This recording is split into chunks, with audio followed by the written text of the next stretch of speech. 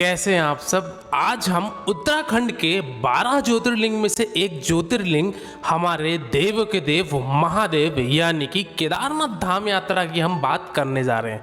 दोस्तों, यदि आप केदारनाथ जाने की योजना बना रहे हैं इस वर्ष 2023 में, तो ये वीडियो आप लोगों के लिए काफ़ी यूज़फुल है, क्योंकि आज की इस वीडियो पे मैं आपको हर एक छोटी और बड़ी इन्फॉर्मेशन दूंगा। जैसे कि आपको केदारनाथ कैसे पहुंचना है, वहाँ हमको रुकने की क्या बंदोबस्त है, हमको सोनप्रयाग तक कैसे साधन मिलेंगे पहुँचने के लिए, होटल की क्या व्यवस्था है, खाने पीने की क्या व्यवस्था है, केदारनाथ यात्रा को करने के लिए कुल खर्चा कितना लगेगा, कौन सा बेस्ट टाइम होता है वहाँ जाने के लिए, साथ ही साथ कपाट कब खुलते हैं और कपाट कब बंद होते हैं, ये सारी जानकारी आज के इस वीडियो पे मैं आपको देने वाला हूँ। तो दोस्तों, बने रहिएगा मेरे वीडियो में, एक एक करके सारी बातों को मैं विस्तार पूर्वक वर्णन करता हूँ, जिससे आपको इस केदारनाथ धाम यात्रा की यात्रा करने के लिए काफ़ी सहूलियत मिले और आपका कुल खर्चा भी कम आ जाए।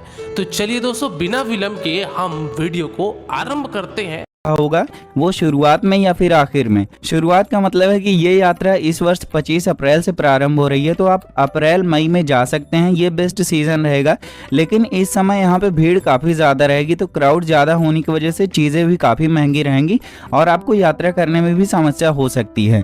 इसलिए अगर आप चाहें तो मई जून के बाद यहाँ पे जुलाई या अगस्त में भी जा सकते हैं। लेकिन इस समय क्या रहेगा कि बारिश ज़्यादा रहेगी, तो लैंडस्लाइड वगैरह का खतरा ज़्यादा रहता है, तो बसेस भी बहुत ज़्यादा रास्ते में फंस जाती हैं और ज़्यादा वक्त ज़ाया होता है, तो इस वजह से खर्चा बढ़ सकता है। तो मानसून मैं बिल्कुल रिकमेंड नहीं करूँगा। लेकिन जो सबसे बेस्ट सीज़न है वो है आपका आखिर में, यानी अक्टूबर या नवंबर में।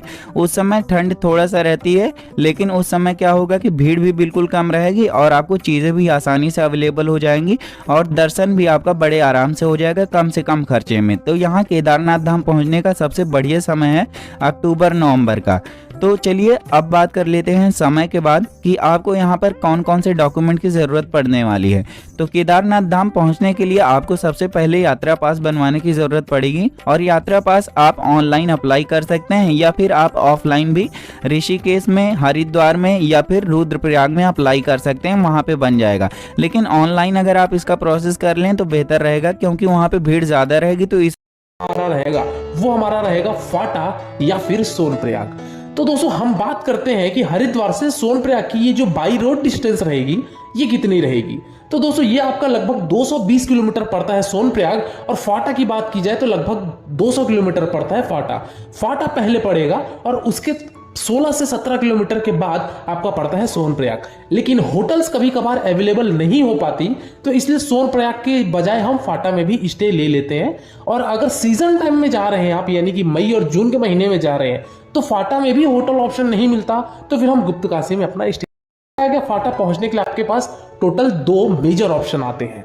पहले ऑप्शन की अगर मैं बात करूं दोस्तों, वो है आपका बाई बस, जो कि वहां पे प्राइवेट बसेस चलती है। बोलेरो लेते हैं तो आपका 6,000 रुपए शुल्क लगेगा, और वो आपको सोनप्रयाग आपको ड्रॉप कर देंगे, या फिर अगर आपका होटल फाटा में है तो वहां आपको वो ड्रॉप कर देंगे। तो दोस्तों, आपको पहला दिन जो सफर है ये 8 घंटे की यात्रा में ही निकल जाता है। इस बीच में दोस्तों आपको on the way sight seeing में कुछ पॉइंट्स मिलेंगे, जिनमें से सबसे पहले आता है आपका देवप्रयाग का नदियों का संगम। वहां से ही हमारी गंगा नदी बनती है, तो वो संगम करने में और आप पहुंचते हैं फाइनली गौरीकुंड। और ये रहा यहाँ का गौरीकुंड का पद यात्रा का पड़ाव। यहीं से हमारा पद यात्रा शुरू होता है हमारे श्री 12 ज्योतिर्लिंग में से एक ज्योतिर्लिंग श्री केदारनाथ जी का। तो दोस्तों, इस केदारनाथ यात्रा की ट्रैकिंग आपको मान के चलिए 4 बजे 5 बजे अगर आप निकलते हैं तो आपका बहुत ही सही और उचित समय रहेगा, क्योंकि आपको गौरीकुंड से जो ट्रैक करके केदारनाथ जाओगे, तो आप अगर बैचलर्स हैं तो मान के चलिए कि 10 घंटा आपको मिनिमम ट्रैक करने में लगेगा। वही अगर आप थोड़े सीनियर हैं तो मान के चलिए 11 से 12 घंटा भी लग जाएगा।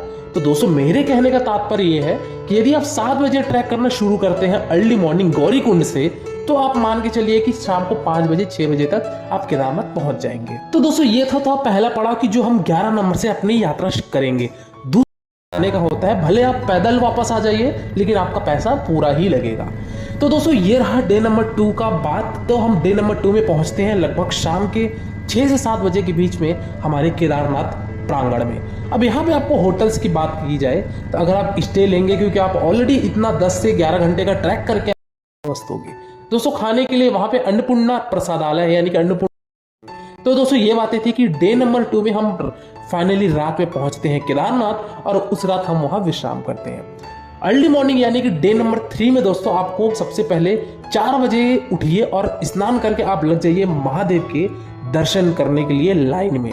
दोस्तों लाइन में लगिए, वहां पे हो सकता है कि आप आरती में भी सम्मिलित हो जाएंगे यदि आप टाइम से लग जाते हैं तो, क्योंकि आपकी वहां आरती जो होती है वो लगभग 5 बजे मॉर्निंग की होती है। तो दोस्तों आप वहां पे लाइन में लगिए, हर हर महादेव का नारा लगाते हुए, जय केदार जय भोलेनाथ का नारा लगाते हुए आप मंदिर प्रांगण में पहुंचिए, आप दर्शन कीजिए। दर्शन